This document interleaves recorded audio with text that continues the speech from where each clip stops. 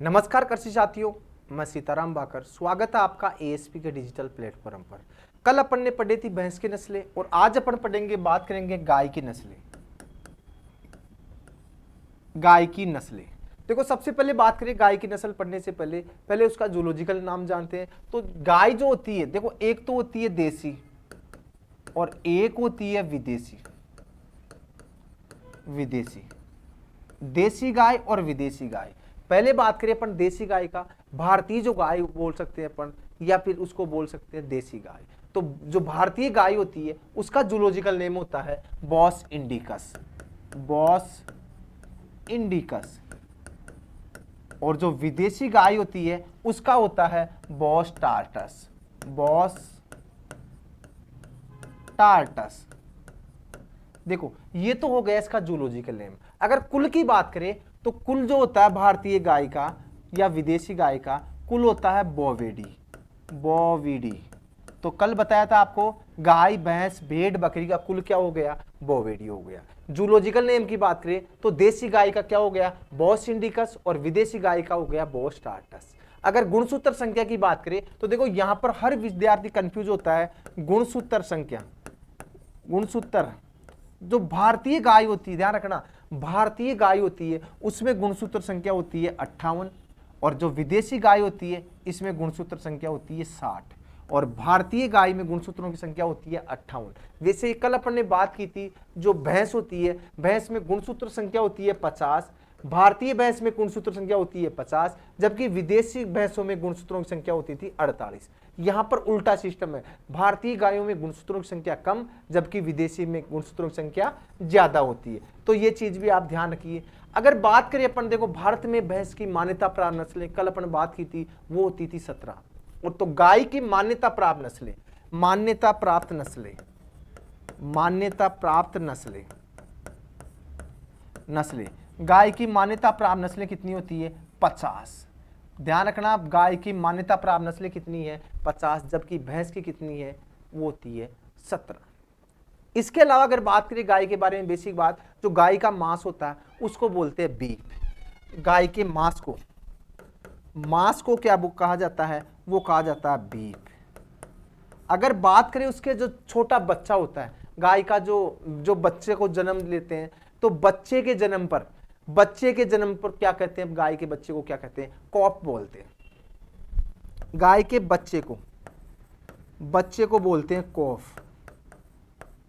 तो ये चीज भी आप ध्यान रखना, यहां से भी आपको एग्जाम में क्वेश्चन आ सकता।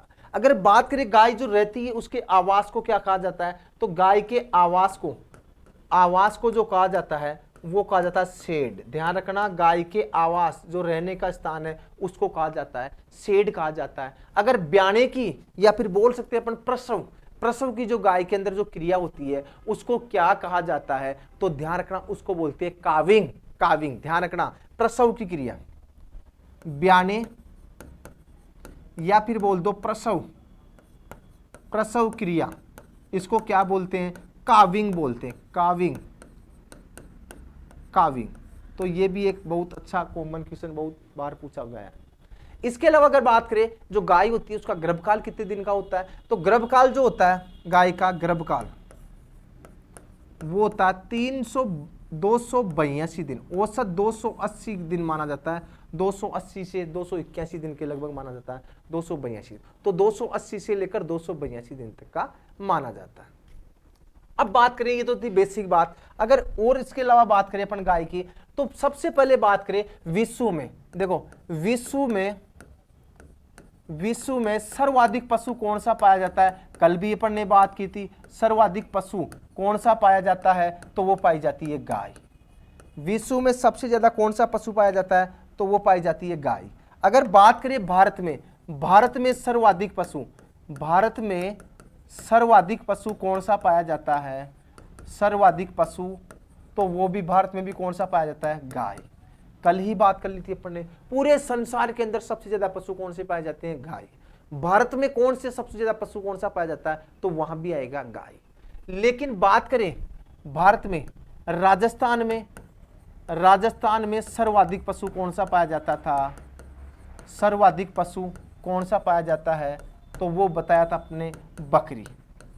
बकरी। कौन सा पाया जाता है? बकरी। अब बात कर रहे हैं अपन भारत में, विश्व की बात करें तो विश्व में सर्वाधिक गायें, विश्व में सर्वाधिक गायें किस देश में पाई जाती है? सर्वाधिक गायें किस देश में पाई जाती है? ब्राजील में। ध्यान रखना, ब्राजील, इस देश में सबसे ज्यादा गायें पाई जाती है। तो ब्राजील की कौन सी रैंक हो गई? First rank.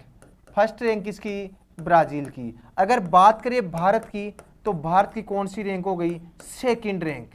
सेकंड रैंक किसकी हो गई? भारत की हो गई। विश्व में सबसे ज्यादा गायें हो गई ब्राजील में, और भारत की बात करें तो सेकंड रैंक किसकी हो गई? भारत की हो गई। पूरे संसार में विश्व की 16% गायें कहां पाई जाती है? भारत में पाई जाती है। तो विश्व की 16% गायें कहां पाई जाती है? भारत में पाई जाती है। अगर बात कर ले अपन पशु गणना 2019, मतलब कह सकते हैं अपन 20वीं पशु गणना कब आयोजित हुई थी? पशु गणना 2019 के अनुसार भारत में गायों की संख्या कितनी है? अनुसार भारत में कुल गायें कितनी है? तो अगर यहां पर भारत में सबसे ज्यादा पशु, देखो मैंने लिखा है भारत में सर्वाधिक पशु कौन सा पाया जाता है? गाय पाई जाती है। तो गायों की संख्या जो होगी वो होगी 19.34 करोड़।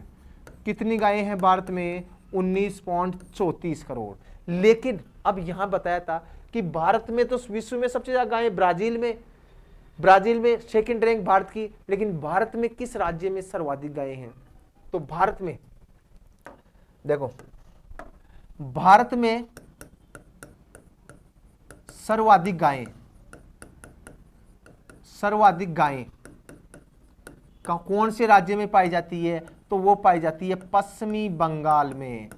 पश्चिमी बंगाल, ध्यान रखना, पश्चिमी बंगाल। और इस पश्चिमी बंगाल में गायों की बात करें तो लगभग 1.91 करोड़। कितनी गायें पाई जाती है पश्चिमी बंगाल में?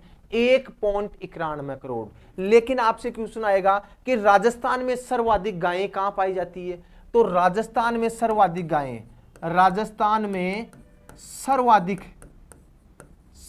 गायें कहां पाई जाती है?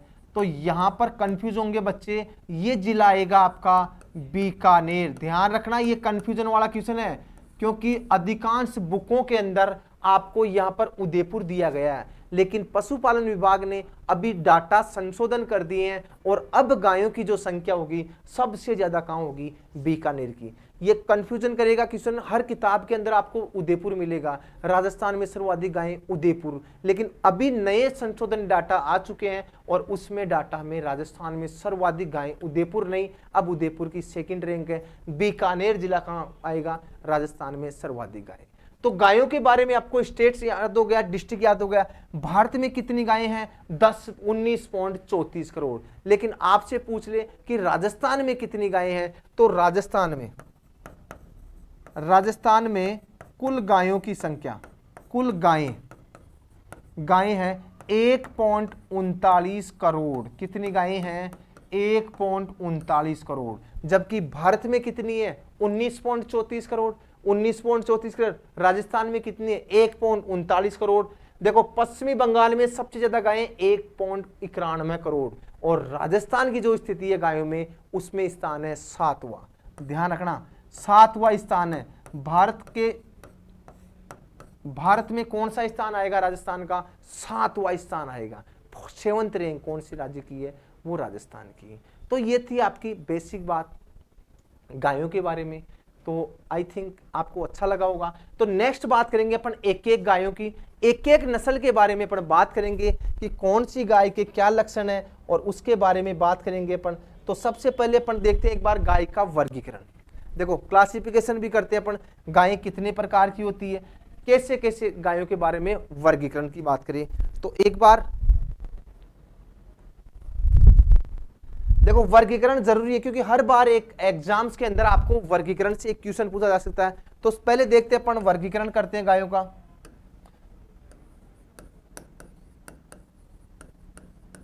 गाय का क्लासिफिकेशन या वर्गीकरण। देखो, गाय जो होती है, पहली बात करें अपन भारत में, एक तो दुधारू नस्ल है।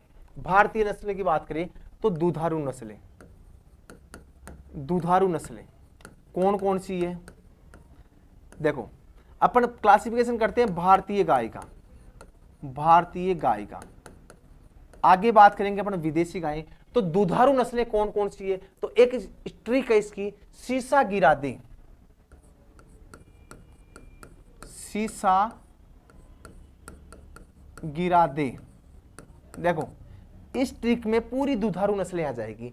सी मतलब होती है सिंधी, सी मतलब सिंधी, सा मतलब, देखो सी मतलब सिंधी, सा मतलब साहीवाल,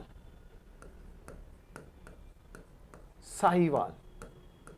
देखो गी मतलब गिर, रा मतलब राठी, और दे मतलब देवनी, देवनी। ये 5 गायें क्या है? भारतीय जो गायें हैं वो है दुधारू नस्लें।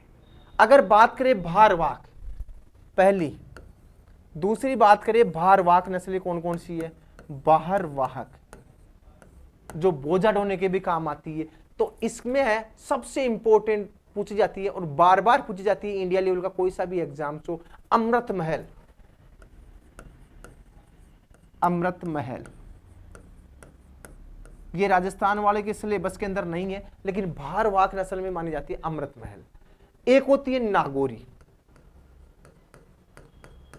नागौरी, और एक होती है मालवी, मालवी। देखो अमृत महल, नागौरी और मालवी।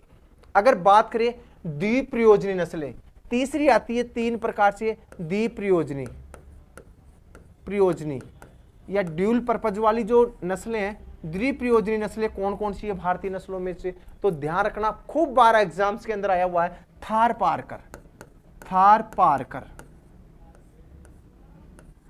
ये जो थार पारकर नस्ल है इसको खूब बार एग्जामों में पूछा हुआ है। तो थार पारकर नस्ल कैसी होगी? द्विप्रयोजनी होगी। एक होती है हरियाणा, हरियाणा नस्ल, ये भी द्विप्रयोजनी में आती है। इसके अलावा बात करें, थार पारकर होगी, हरियाणा होगी, कांकरेज नाम सुना होगा आपने, कांकरेज, कांकरेज।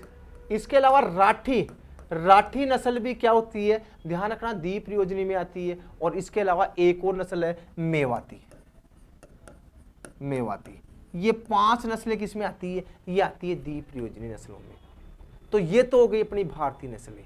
अगर बात करें अपन विदेशी नस्लों की, तो देखो ये पहली नस्ल हो गई भारतीय नस्लें।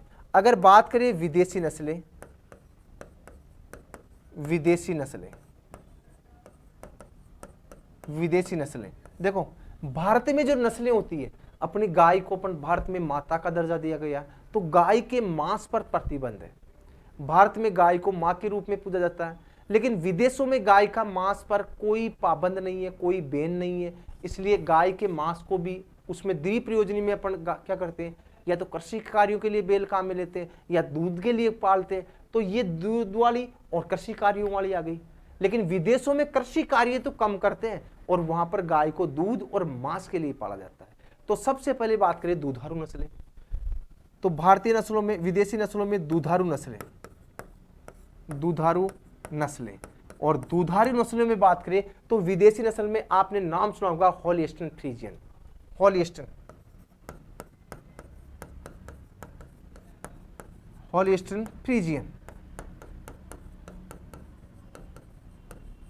देखो होलिस्टीन फ्रीजियन आ गए। इसके अलावा अगर बात करें ब्राउन स्विस का नाम सुना होगा, brown Swiss, brown Swiss. Ayrshire एक और नस्ल आती है बहुत बढ़िया, आयरशायर, आयरशायर सबसे सुंदर नस्ल है। रेड डेन, एक होती है जर्सी। ये सभी जो नस्लें हैं ये है दुधारू नस्लें। अब मांस के लिए कौन सी नस्लें पालते हैं? तो वो नस्लें आती है मांसार्थ नस्लें।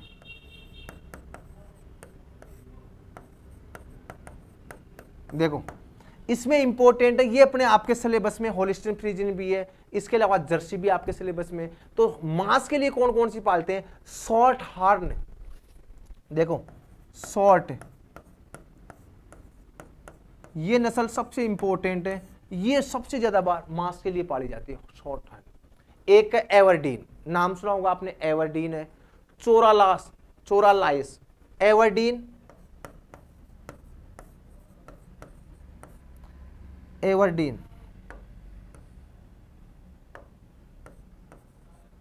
एवरडीन, ये नस्ल भी खूब पालते हैं, मांस के लिए पालते हैं। एक सांता का नाम सुना होगा, गटुडिस का नाम सुना होगा, एगल्स का नाम सुना होगा आपने, चारोलाइस का नाम सुना होगा, चारोलाइस। ये आपके वैसे सिलेबस में नहीं है तो आप इनको याद रख सकते हो। तो ये थी अपना इस गाय के नस्लों का वर्गीकरण।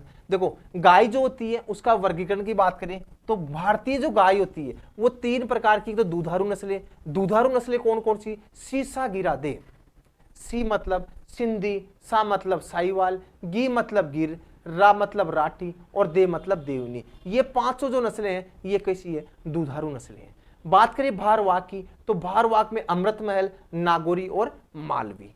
अगर बात करें द्वीप योजनी या ड्यूल पर्पज वाली जो नस्लें हैं उसमें कौन कौन सी आएगी? थार पारकर, हरियाणा, कांकरेज, राठी और मेवाती। और विदेशी नस्लों में देखिए आप, दुधारू नस्लें हो गई, एक हो गई मांसाहार के लिए, मांसाहारी नस्लें कौन सी है? मांस के लिए पाली जाती है, वो आएगी शॉर्टॉन, हियरडियर, एवरडीन, एगन्स, और भी जितनी भी नस्लें हैं वो सब कैसी है? मांसाहार नस्लें। अब अपन नेक्स्ट बात करेंगे, अपन एक एक नस्ल के बारे में बात करेंगे, जो भी भारतीय नस्लें, पहले भारतीय नस्लें पढ़ेंगे उसके बाद में पढ़ेंगे अपने विदेशी नस्लें। तो सबसे पहले देखते हैं अपन भारतीय नस्लें, और आपकी स्क्रीन के सामने है, और पहली जो नस्ल है वो है साहिवाल। साहिवाल, देखो पहली नस्ल पढ़ रहे हैं अपन साहिवाल। अगर उत्पत्ति स्थल की बात करें तो देखो मैं थोड़ा सा मैप की सहायता से आपको समझाने का प्रयास करूंगा। ये अपना राजस्थान का मैप है, इधर की साइड आ रहा पंजाब, पंजाब, इधर की साइड आ रहा हरियाणा, इधर आ रहा यूपी, इधर आ रहा एमपी और इधर आ रहा गुजरात। ये राजस्थान की जो सीमा है इसको 5 राज्य टच करते हैं। साथ में यहां से लेकर, देखो यहां से लेकर ये जो बॉर्डर है ये यहां बाड़मेर तक की, मतलब गंगानगर से लेकर गंगानगर, ये गंगानगर आ गया, ये बीकानेर आ गया, ये जैसलमेर आ गया, ये बाड़मेर, ये चारों जिलों, यहां की ये जो बॉर्डर है इधर की साइड आ रहा पाकिस्तान, इधर की साइड आ रहा पाकिस्तान। देखो ये जो हर साहिवाल नस्ल है ये है पाकिस्तान की, ये है पाकिस्तान की, लेकिन इसका जो उत्पत्ति स्थल देखो यहां पर मोंटगोमरी आ रहा, पाकिस्तान के अंदर जिला है मोंटगोमरी, ये इसका उत्पत्ति स्थल माना जाता है। और यहां पर जो राजस्थान भारत के अंदर बात करें तो यहां पर एक फिरोजपुर जिला आ रहा है, पंजाब का फिरोजपुर जिला। तो ये भारत में अगर आपसे उत्पत्ति स्थल पूछे तो पंजाब का फिरोजपुर जिला, अगर पाकिस्तान पूछे तो मोंटगोमरी पाकिस्तान। तो पहले बात करते हैं इसके उत्पत्ति स्थल की। उत्पत्ति स्थल देखो पाकिस्तान का मोंटगोमरी जिला, मोंटगोमरी जिला। और भारत में अगर पूछे तो पंजाब का फिरोजपुर जिला, फिरोजपुर जिला। ये क्या माना जाता है? इसका उत्पत्ति स्थल माना जाता है। किस नस्ल का? इसका साहिवाल नस्ल का। अब देखो आपसे पूछ ले पंजाब का फिरोजपुर जिला, यहां पर गंगानगर और हनुमानगढ़ आ रहा, तो राजस्थान में सबसे ज्यादा कहां पाई जाएगी? गंगानगर और हनुमानगढ़, सीधी सी बात है। देखो राजस्थान में कहां पाई जाएगी ये नस्ल? राजस्थान में पाई जाएगी गंगानगर और हनुमानगढ़। राजस्थान में सर्वाधिक, राजस्थान में सर्वाधिक श्री गंगानगर, श्री गंगानगर और हनुमानगढ़, हनुमानगढ़। देखो यहां तक। देखो अब बात करें इसके उपनाम की, उपनाम की। देखो इसके उपनाम की बात करें तो इस नस्ल का उपनाम सबसे इंपॉर्टेंट है, और ये अभी एग्रीकल्चर ऑफिसर का एग्जाम हुआ था 19 इसको शायद 19 जुलाई को, इसी साल हुआ था, 19 फरवरी था या 19 जुलाई था, इसी साल एग्जाम हुआ एग्रीकल्चर ऑफिसर का। उसी में एग्जाम के अंदर क्वेश्चन पूछा हुआ है कि भारतीय नस्लों में किस नस्ल की त्वचा ढीली और मुलायम होती है, उसे लोला के नाम से जाना जाता है। ये क्वेश्चन पूछा हुआ है। तो सबसे पहले बात कर ले अपन इसका उपनाम। तो इसका उपनाम क्या होगा, देखो पहला तो इसका उपनाम हो गया लोला। लोला, इस नस्ल को लोला के नाम से जाना जाता है क्योंकि इसकी त्वचा ढीली और मुलायम होती है, इसलिए इसको उपनाम क्या हो गया, लोला। इसको एक और नाम से जाना जाता है मुल्तानी, मुल्तानी, और एक नाम जाना जाता है लंबी बर, लंबी बर। देखो 3 उपनाम हो गए। लोला, लोला तो इसकी त्वचा ढीली और मुलायम होती है, लंबी बर, और एक हो गया मुल्तानी। मुल्तानी इसलिए जाना जाता है, आपको बताया था अभी राजस्थान के मैप के अंदर, पाकिस्तान के मैप के अंदर, कि पाकिस्तान इसका उत्पत्ति स्थल है। और आपने देखा होगा पाकिस्तान की जो एक शहर है मुल्तान, नाम सुना होगा आपने, मुल्तान, मुल्तान शहर। मुल्तान शहर में क्या था, पाकिस्तान में कोई भी राजा महाराजा रहते हैं, कोई भी राजा होता है वहां का, तो उसको बोलते हैं सुल्तान, सुल्तान। पाकिस्तान में राजा को बोलते हैं सुल्तान, आपने खूब सुना होगा फिल्मों में भी सुल्तान। तो सुल्तान, आपको ये भी देखा होगा, ये याद नहीं रहेगा, मुल्तानी। मुल्तान ग्राउंड की बात बता रहा हूं मैं, 2003 में 2003 में भारत और पाकिस्तान के टेस्ट मैच चल रहा था, टेस्ट मैच, क्रिकेट का टेस्ट मैच चल रहा था।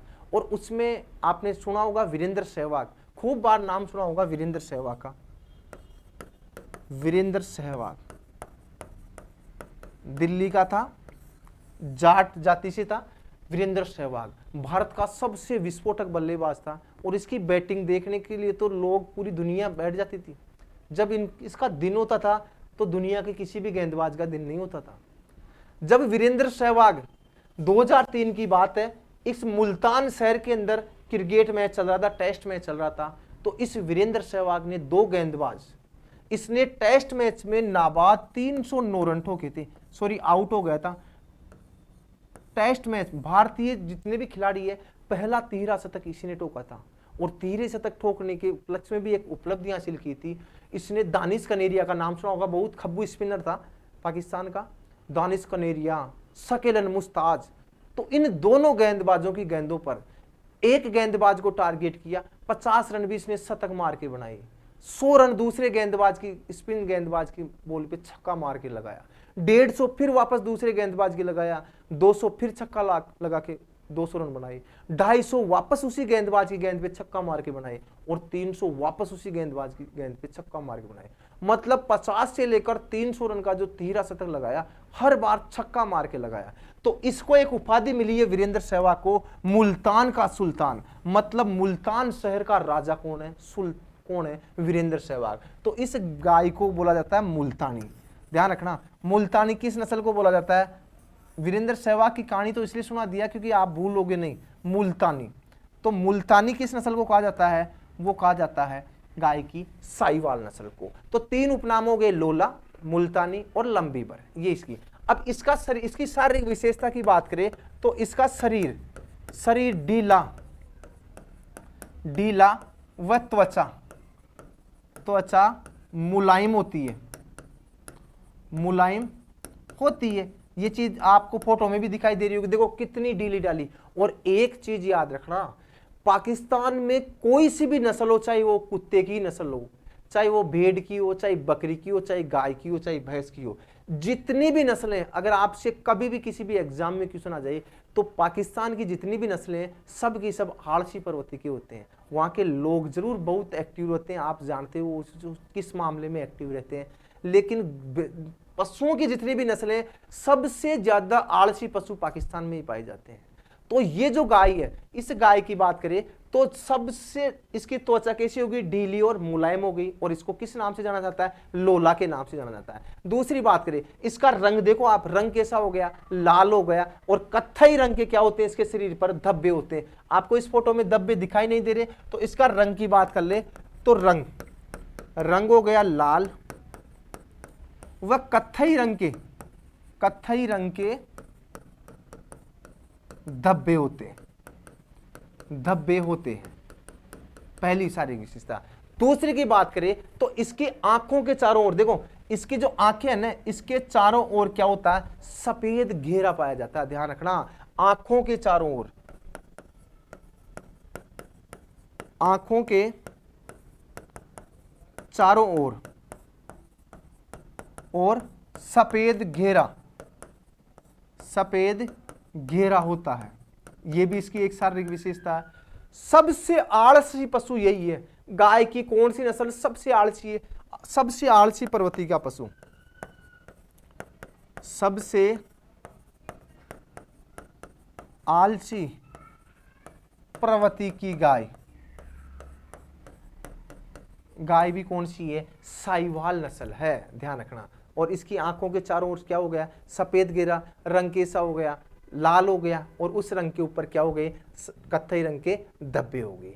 अब आपसे एक क्वेश्चन आ सकता है, देखो इसको भारतीय नस्ल ही माना जाता है। अभी एग्जाम में एक क्वेश्चन आया था कृषि पर्यवेक्षक 2021 वाले पेपर में भी, निम्नलिखित में से बकरी की विदेशी नस्ल है, और उसमें बारबरी भी दे रखा था, उसमें सॉरी एक तो टोगनवर्ग दे रखा था और एक बारबरी दे रखा था। अब बारबरी का भी उत्पत्ति स्थल आप जानते हो पूर्वी अफ्रीका का सोमानिया क्षेत्र, और टोगनवर्ग का भी आपको पता है विदेशी नस्ल है। लेकिन उसमें यह था, देखो ये नस्ल भारत में भी इसका उत्पत्ति स्थल है, तो आप इसको विदेशी नस्ल नहीं बोल सकते हो, भारतीय नस्ल मानी जाती है। भी उत्पत्ति स्थल वहां हुई होगी, लेकिन भारत में भी इसका उत्पत्ति स्थल माना जाता है। अरे कोई लेडीज यार अमेरिका घूमने चली गई, यहीं जयपुर की यार कोई अमेरिका घूमने चली गई, और उसके वहां अमेरिका में जाते हैं 4 दिन घूमने गई, बच्चा हो गया, तो वो विदेशी नहीं हुआ, वो भारतीय भी है। ध्यान रखना। तो सबसे आलसी प्रवृत्ति का पशु। अब आपसे क्वेश्चन पूछेगा भारतीय नस्लों में सबसे मीठा दूध किसका होता है? तो इस नस्ल का सबसे मीठा दूध, सबसे मीठा दूध, मीठा दूध, दूध इस नस्ल का ही होता है, इस नस्ल का होता है। अब एग्जामिनर घुमा देगा आपको क्वेश्चन, देखो मीठा दूध मीठा किस कारण होता है वो आप जानते हो, इसको लेक्टोज। क्वेश्चन आ सकता है भारतीय नस्लों में सर्वाधिक लेक्टोज की मात्रा किसमें पाई जाती है? तो यही हो गया, लेक्टोज के कारण क्या होता है, दूध मीठा होता है। तो भारतीय नस्लों में सर्वाधिक लेक्टोज की मात्रा किसके दूध में पाई जाती है? तो वो भी कहां आ जाएगा, साहिवाल। लेक्टोज को क्या बोलते हैं? दुग्ध शर्करा। तो क्वेश्चन दे दे सर्वाधिक गाय की कौन सी नस्ल है जिसके दूध में सर्वाधिक दुग्ध शर्करा पाई जाती है? तो आप ये भी लिख सकते हो लेक्टोज को दुग्ध शर्करा बोलते हैं। कार्बोहाइड्रेट आ जाए, एग्जाम में मीठा नहीं दे कार्बोहाइड्रेट दे दे कि किसके दूध में सर्वाधिक कार्बोहाइड्रेट पाया जाता है, तो वही कौन सा हो गया, साहिवाल। तो देखो यहां पर दुग्ध शर्करा आप लिख सकते हो, दुग्ध शर्करा, इसी को कार्बोहाइड्रेट बोल सकते हो आप, और इसी को क्या बोल सकते हो, लैक्टोज। लैक्टोज, ये लो तीनों नामों में कुछ भी आ जाए, मीठा दूध भी आ जाए, मीठा नहीं दे दुग्ध शर्करा, सर्वाधिक दुग्ध शर्करा किसके दूध में पाई जाती है? सर्वाधिक कार्बोहाइड्रेट किसके दूध में पाया जाता है? सर्वाधिक लैक्टोज किसके दूध में पाया जाता है? तो सबका आंसर क्या आएगा, क्या आएगा, साहिवाल नस्ल आएगा। तो ये भी आपको समझ में आ गई होगी।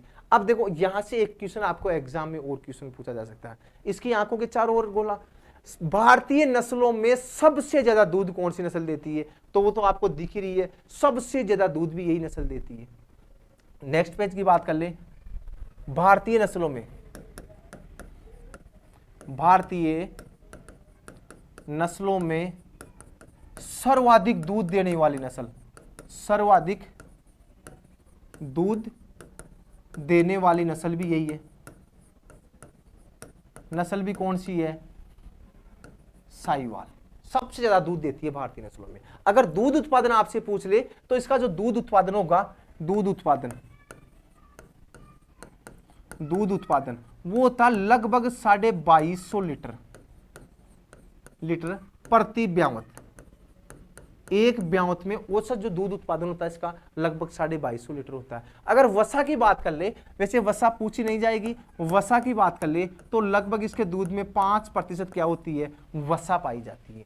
तो ये थी अपनी साहिवाल नस्ल, ध्यान रखना। अब दूसरी जो नस्ल पढ़ेंगे अपन वो पढ़ेंगे कांकरेज। ये आपके सामने फोटो दिखाई दे रही है, और ये जो नस्ल है वो है कांकरेज। कांकरेज देखो अगर इसके उत्पत्ति स्थल की बात करें तो उत्पत्ति स्थल जो होगा वो क्या होगा, सबसे पहले उत्पत्ति स्थल इसका क्या होगा,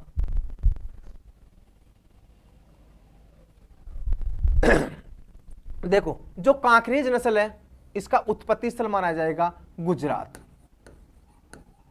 गुजरात, देखो अगर गुजरात में अगर जगह पूछ ले तो गुजरात का रण क्षेत्र बोल दो, गुजरात का रण क्षेत्र, ये क्या माना जाएगा, उत्पत्ति स्थल। अब गुजरात राजस्थान के नीचे तो सबसे ज्यादा कहां पाई जाएगी, अपने डूंगरपुर बांसवाड़ा में। तो राजस्थान में ये कहां पाई जाएगी, राजस्थान में ये डूंगरपुर,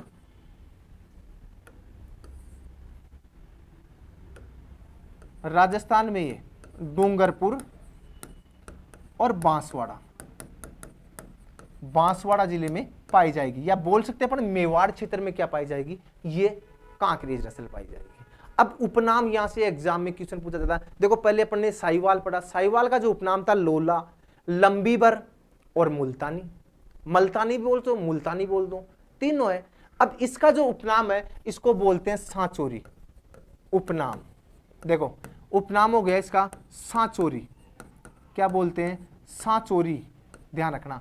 इसी को सांचोरी के साथ साथ एक और नाम है बनियार, ध्यान रखना। गाय की कौन सी नस्ल को बनियार के नाम से जाना जाता है, तो वो कौन सी होगी, कांकरेज। अब आपसे क्वेश्चन पूछा जाएगा, देखो सर लंबाई देखो आप, गाय की सबसे लंबी या सबसे ऊंची नस्ल कौन सी है, तो पहला क्वेश्चन तो यहीं से बनता है, गाय की सबसे ऊंची नस्ल, सबसे ऊंची नस्ल कौन सी हो गई, यही नाम हो गया कौन सा, कांकरेज। अगर रंग की बात करें तो इसका रंग होता है भूरा, या बोल दो आप सलेटी बोल दो, या इसका माथा कैसा होता है, चौड़ा होता है। लेकिन ध्यान रखना इसका माथा बीच में से दसा हुआ होता है। तो पहला लक्षण इसका क्या हो गया, इसका माथा, इसका माथा बीच में से धसा हुआ, धसा हुआ होता है।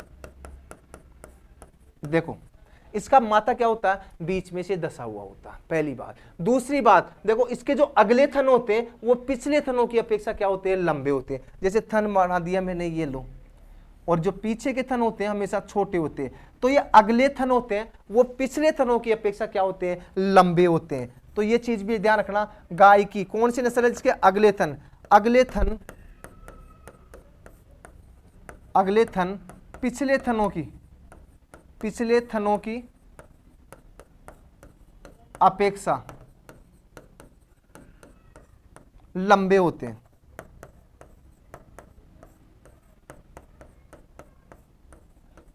देखो क्या विशेषता हुई, इसके अगले थन पिछले थनों की अपेक्षा क्या होंगे, लंबे होंगे। इसका जो नाक होता है, देखो नाक आप देखना, नाक ऊपर की ओर उठा हुआ होता है। नाक कैसा होगा, ऊपर की ओर उठा हुआ। तो नेक्स्ट बात करें अपन, नाक ऊपर की ओर उठा हुआ होता है। तीन इंपॉर्टेंट विशेषता, नाक ऊपर की ओर उठा हुआ, अगले थन पिछले थन की अपेक्षा लंबे होते हैं, और लास्ट एंड फाइनल है इसकी जो आंखें होती है, आंखों की पलकों पर क्या पाई जाती है, सलवटे। आंखों की पलकों पर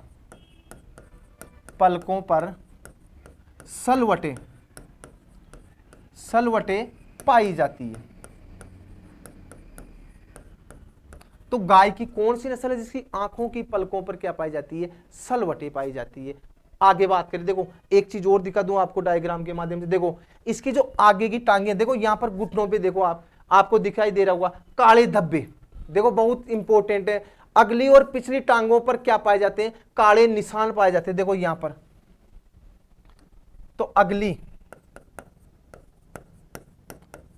व पिछली टांगों पर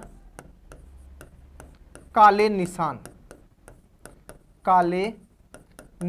पाए जाते हैं। तो ये भी एक इंपॉर्टेंट विशेषता इसके अलावा लास्ट बार जो कि एग्जाम में खूब बार क्वेश्चन आया हुआ है और आप भी जानते हो, भारत की ये जो नस्ल है सबसे भारी नस्ल है। देखो गाय में सबसे ऊंची नस्ल भी होगी और सबसे भारी नस्ल भी। दूध सबसे ज्यादा कौन सी देगी? साहिवाल देगी। सबसे ज्यादा मीठा दूध साहिवाल का। लेकिन यहां से क्वेश्चन आएगा भारत की गाय की सबसे भारी नस्ल, तो गाय की सबसे भारी नस्ल कौन सी हो गई? सबसे भारी नस्ल कौन सी हो गई? नस्ल है कौन सी? कांकरेज। और एक क्वेश्चन आपको एग्जाम में सैकड़ों बार देखने को मिलेगा, वो कौन सा? सवाई चाल के लिए प्रसिद्ध बैल, इसके बैल सवाई चाल के लिए, सवाई चाल के लिए प्रसिद्ध है। देखो सवाई चाल मतलब अपने जो बैल होते हैं वो चलते हैं 100 की स्पीड पे और इसके बैल 125 की स्पीड पे चलेंगे, मतलब सवाया चलेंगे। अपने अगर मान लो कोई व्यक्ति 100 की स्पीड पे चल रहा है और कोई 125 की स्पीड पे चल रहा है तो वो सवाया हो गया। तो अपने बैल नॉर्मल चलेंगे और इसके बैल अपने बैलों से सवाया चलेंगे। तो सवाई चाल के लिए सबसे प्रसिद्ध बैल कौन सी नस्ल के होते हैं? वो कौन सा होता है? कांकरेज नस्ल का। अब देखो सबसे भारी नस्ल बताई थी तो उसका वजन भी होना चाहिए। देखो सबसे भारी नस्ल, इसका जो औसत वजन माना जाता है, औसत वजन, देखो औसत वजन वो होता है लगभग 590 केजी। ध्यान रखना, एक मादा पशु का जो औसत वजन होता है वो लगभग 590 केजी होता है। अगर दूध उत्पादन की बात कर ले, दूध उत्पादन, इसका उत्पादन, देखो अभी लास्ट में पढ़ने पड़ा था सबसे ज्यादा दूध किसका होगा? साहिवाल का होगा। तो इसका जो दूध उत्पादन होता है वो लगभग 1400 से 1500 लीटर प्रति ब्यावत होता है। और वसा की बात करें, वसा की मात्रा, तो वो लगभग 4.5 से 5% क्या होती है? इसके दूध में वसा पाई जाती है। तो ये कौन सी नस्ल हो गई अपनी? कांकरेज। ये कौन सी नस्ल हो गई अपनी? कांकरेज। तीसरी नस्ल की बात करें अपन तो तीसरी नस्ल है मालवी। देखो मालवी नस्ल, ये जो नस्ल आ गई ये आ गई अपनी मालवी।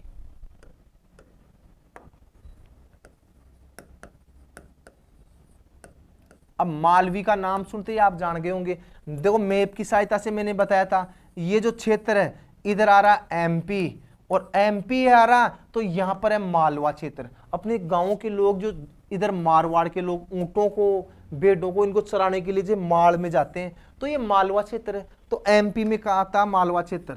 तो इसका उत्पत्ति स्थल की बात करिए अपन तो सबसे पहले देखो इसका उत्पत्ति स्थल, उत्पत्ति वो हो गया मध्य प्रदेश का मालवा क्षेत्र, मालवा क्षेत्र, ये मालवी हो गई, मालवा क्षेत्र। अब राजस्थान में एमपी के पास में कौन आता है? राजस्थान में सर्वाधिक कहां पाई जाएगी? झालावाड़। कहां पाई जाएगी? झालावाड़ और बारां के अंदर। राजस्थान में एमपी के पास वाला बॉर्डर वाला जिला कौन सा हो गया? झालावाड़, बारां। अब यहां से एक क्वेश्चन पूछा जाता है, इसका उपनाम हमेशा पूछा जाता है। ध्यान रखना, उपनाम आपसे पूछा जा सकता है, किसी भी गाय का पूछा जा सकता है। इसको बोलते हैं मंथनी। सबसे प्रमुख इसका उपनाम है, उपनाम, इसको बोलते हैं मंथनी। मंथनी, ध्यान रखना। इसको बोलते हैं महादेवपुरी, महादेवपुरी। इसको बोलते हैं गंगोत्री, गंगोत्री, ध्यान रखना, तीरी ऐसे आएगा, गंगोत्री। ये 3 नाम हो गए इसके उपनाम। क्या क्या? मंथनी, मंथनी हो गया, महादेवपुरी हो गया, गंगोत्री हो गया। अब इसमें ज्यादातर आपको कोई भी जो क्वेश्चन पूछेंगे वो एक क्वेश्चन कॉमन क्वेश्चन है, इसका रंग कैसा हो गया? भूरा। देखो रंग कैसा हो गया? भूरा। और गाय में रंग अंग किसी का नहीं पूछा जाता हमेशा, ध्यान रखना। जो इसकी कॉमन जो परिभाषा होती है वही पूछी जाती है। इसकी पूंछ देखो, इसकी आपको पूंछ दिखाई दे रही है, इस गाय की पूंछ सबसे लंबी होती है। पहला क्वेश्चन डायरेक्ट ये आएगा, गाय की कौन सी नस्ल है जिसकी पूंछ लंबी होती है और पूंछ के अंतिम सिरे पे देखो काले बालों का क्या है? गुच्छा है। तो देखो इसकी पूंछ, इसकी पूंछ लंबी, लंबी, वह पूंछ के अंतिम सिरे पर, पूंछ के अंतिम सिरे पर काले बालों का गुच्छा होता है। ये क्वेश्चन पूछा जाता है। इसकी पूंछ क्या होती है? लंबी होती है, सबसे लंबी होती है, और पूंछ के अंतिम सिरे पे क्या होते हैं? काले बालों का गुच्छा होता है। अब एक क्वेश्चन और देखो, आप इसके कान देखिए, इसके कान कैसे होते हैं? छोटे हैं लेकिन नुकीले हैं।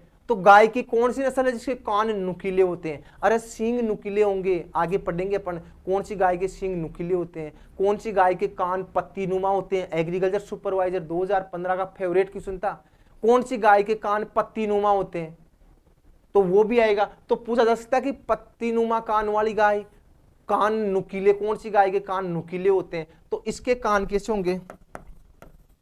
इसके कान छोटे व नुकीले होते हैं, नुकीले होते हैं। तो ये बहुत अच्छा क्वेश्चन है। अगर बात कर लिए दो ही चीजें, दूध उत्पादन की पूछ लिया आपको, तो लगभग इसमें दूध उत्पादन होता है लगभग 1200 लीटर दूध उत्पादन, लगभग 1200 लीटर। और वसा की बात करें तो वसा वही 5% के लगभग क्या पाएगी इसमें? वसा 5% क्या पाई जाती है इसमें? दूध में वसा पाई जाती है। तो ये हो गई अपनी तीसरी नस्ल और उसका नाम था मालवी। नेक्स्ट अपन क्लास में बात करेंगे इससे अगली क्लास में इससे आगे वाली नस्लें। तो तब तक के लिए लेता हूं मैं आपसे विदा। Thanks for watching video, best of luck.